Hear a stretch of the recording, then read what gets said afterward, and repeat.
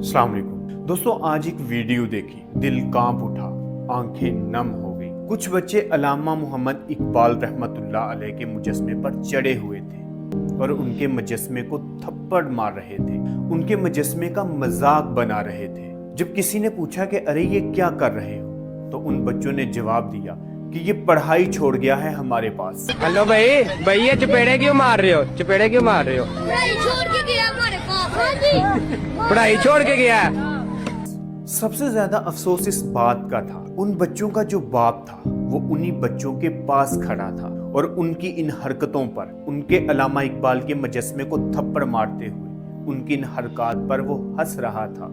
अफसोस उस बाप पर जिसने अपने बच्चों को ये नहीं बताया कि ये कोई आम इंसान नहीं थे, बल्कि ये वो शख्स थे जिन्हें हकीमुल उम्मत कहा गया, जिन्हें शायर मशरक कहा गया, जिसने एक गुलाम कौम को खुदी, गैरत और आज़ादी का सबक सिखाया। ये वो इंसान थे जिन्होंने पाकिस्तान का ख्वाब देखा कि मुसलमान अपना सर उठाकर जिए, ना कि सर झुकाकर। और आज हमने उसे ख्वाब को एक मुजस्मा समझकर एक थप्पड़ रसीद कर दिया। दोस्तों, कसूर बच्चों का नहीं, बल्कि कसूर हमारी तरबियत का है, हमारे निज़ाम तालीम का है, और कसूर हमारी उस सोच का है जिसने अपने ही मोहसिनों को बुला दिया। अगर आज हम अपने बच्चों को अल्लामा इकबाल का मुकाम नहीं बताएंगे तो वो कल को किसी और के नजरिए पर चल पड़ेंगे। और दोस्तों, एक बात याद रखना, कौमें हमेशा तब मरती हैं जब वो अपने मोहसिनों की तौहीन पर खामोश रहती हैं। जरा सोचो,